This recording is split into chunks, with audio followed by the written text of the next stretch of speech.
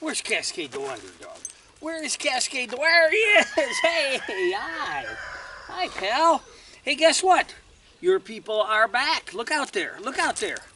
No, you're not going to look out there. I will. How about that? Hi, everybody. It's Robert Earl here at the Eco Ranch Sustainable Living Education Center. Once again, as always, with Cascade the Wonder Dog. And more we wonder what it is he does around here. But anyway, got a vlog for you. Now, if you've just tuned in here because you were led here by some keywords, and this is the first video of mine you've seen, I'm sorry, because this is going to be one more for people that have followed us quite a while, and I'm going to touch on a few things that we're doing here. However, you're more than welcome, of course, to watch it, subscribe to the channel, but really go look at some of the other videos, give you a little bit better idea of what we do, what I try to teach out here, and what's been going on. So that being said, it is a vlog for, you might as well call it President's Day 2019. And right off the bat, I want to handle the elephant in the room, especially for folks that have been following me and go to the live stream, which the live stream, by the way, Tuesday evening, 7 p.m. Central Standard or Daylight Time, whatever we happen to be on at the moment. Join me, ask some questions. I try to have a little lesson there. But the elephant in the room has been, the last few weeks, has been my health. And for those of you that don't know, let me give you a little bit of brief background. About 5 years ago, 5 years, I had a tooth go bad. That happens to people all the time. I only have 4 fillings in my mouth. I shouldn't even have them. The dentist must have needed to make his boat payment at the time or whatever. Anyway, 2 of those went south on me. This one went about 5 years ago. The pain went away. Just a little bit of pain. Little did I know, because I'm not a doctor and I don't want to be a doctor, it had me in a low-grade fever that just kind of, you know, it just kind of knocked me down a little bit, made me a little more susceptible to colds or whatever that happened along, which is what happened, along about December. Another tooth decided to go south on me. And this one was a little more aggressive. The pain kind of subsided, but not really. Knocked me down. I got a horrible cold. Well, once I got that cold, the infections went haywire. And honestly, to tell you the truth, had it not been for a friend of mine who happens to be 70 years old, and the older we get, the more experience we get with watching people grow old, go downhill, and die. Luckily for me, he had the same experience that I do with watching friends and family get older and go downhill and die. And he was watching me work. We were working at that ranch, and he was watching me work, and it got to the point where a half a bucket full of stucco material, I was having trouble picking that up. And he said, "You've got to go to the dentist and get those teeth taken care of." So he immediately took me to the dentist, and probably, without being melodramatic, he probably did save my life because the infection was raging through me. Got the teeth handled. That's been 10 days ago, and I'm recovering. I still have some complaints, but I'm recovering. The infections are gone, but some of the residuals there. So anyway, that's the elephant in the room. I am getting better. The downside is, as you can imagine, it took most all of my money, so I'm trying to work with what we have that we have laying around here rather than buy anything. So if you were kind of on the fence about maybe donating a little bit of money for Portland, now would be the time, because I have nothing to really buy anything with until the 3rd of March, and I need to get Portland, and I'll show you that a little further on in the vlog. But first of all, another elephant in the room is what's behind me, right? Everybody's looking at this. What is this? Well, as much as I have enjoyed having free-range poultry, and I have enjoyed it, they crap everywhere, and the ducks are the most destructive creatures on the planet. They are more destructive than 5 teenage boys in your basement. They're terrible. Got to get them penned up. So what I've done is I have put I finally, again with material around here, I've got the posts all in, the corner posts, everything's in, set in concrete, dried. We've stretched just welded wire. I was going to use horse wire, but you don't really need horse wire to hold poultry in.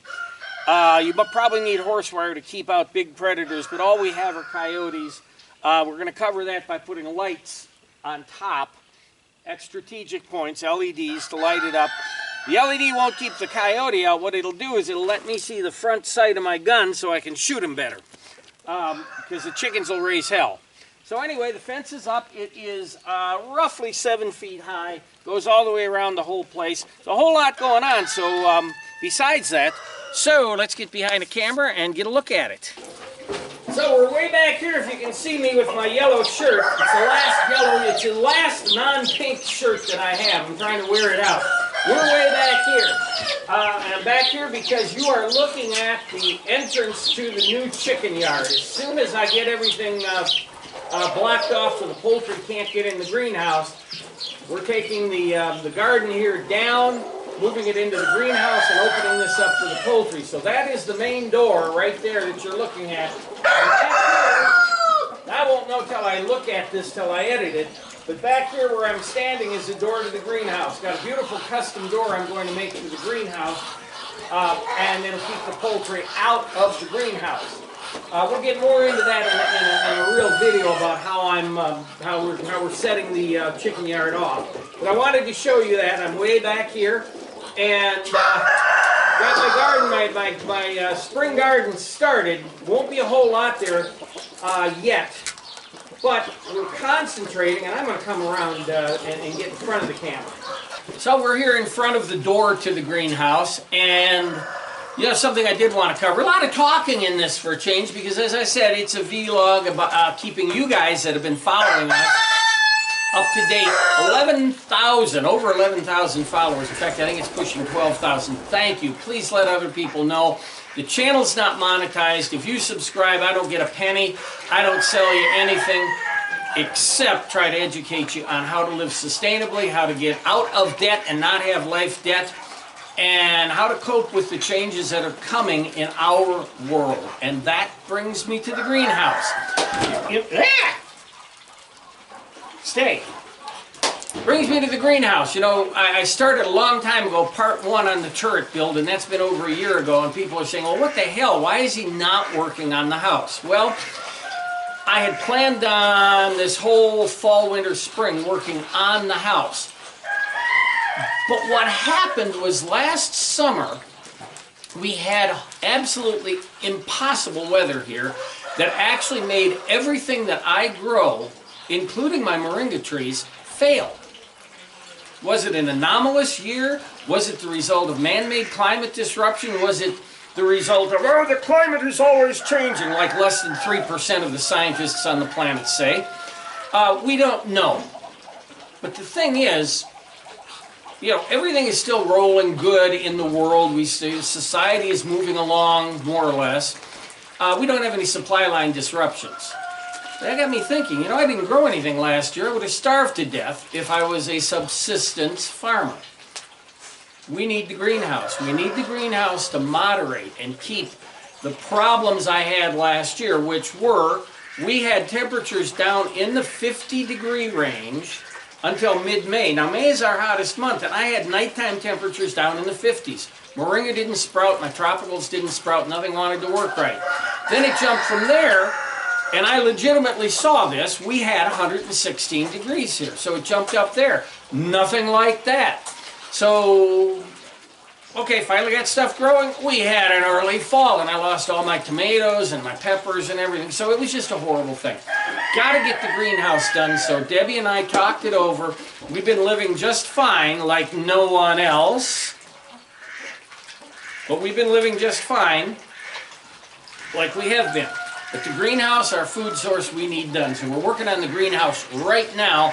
I'm going to take you inside and show you briefly, but I'm going to do a separate video on the essentially the water garden, whatever I call it. I'll call it a swamp, a wetland, and it's a water garden.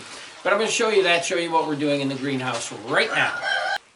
Well, as I've said many times before, this is going to be an aquaponics greenhouse. Now, if I can't make the aquaponics work because I'm a putz or whatever, then it'll be hydroponics. But the fish tank is right here. There are no fish in it. This is the tank we've had covered for over a year. It's finally uncovered, and we're finally getting ready to use some of the water. And actually, as soon as I'm able to get some lumber, we'll start building the A-frame for the rest of the hydroponics. So just real quickly, water tank goes here. The A-frame is going to go between these two posts here for, what do they call it, a film? Anyway, the tubes where the water goes kind of down like Donkey Kong to feed the plants, which will then drop into a flood bed here, which will then drop into a lotus garden right there, which will then drop into the water garden. That's what I'm working on right now. You know, you can make it, I could have made this a year ago and made it so it worked. But it's also, you want something visual. You want something visually pleasing. So I'm working on the rocks right now. I'll finish these today. Going to have the stepping stones, as you can see, started. I need 2 more stepping stones. And we're going to grow initially 4 crops in here. Water chestnuts take, it's a growing season of 8 to 9 months. Way in the back where I can't reach, water chestnuts. Over here where I can't reach very well, duck potato, or wapati, wapato, however you know them, duck potato. Right here, I'm going to experiment with water celery, which is very hard to get a hold of. Apparently, it must be an invasive here in the U.S. and very regulated, but I did get a hold of some of those. The duck potato is a North American plant. It's another experiment, but everything I saw says, well, it's going to look just fine. And then right here in front where there's going to be easy access is going to be my old favorite, the King Kong. We're going to grow enough to sell here locally. And then, of course, we'll start over here with with some other stuff. Initially, lemongrass and basil in this area here. And then right here until I get the hydroponics set up is just where I'm going to set the plants that are currently in the garden. Gives you an idea of where we're going. Now I'm going to back up and stop shaking the camera, but I'm going to back up. Now this is all of the greenhouse that's built at this point. It's about 1/3 of it. The most expensive thing are those polycarbonate panels right there.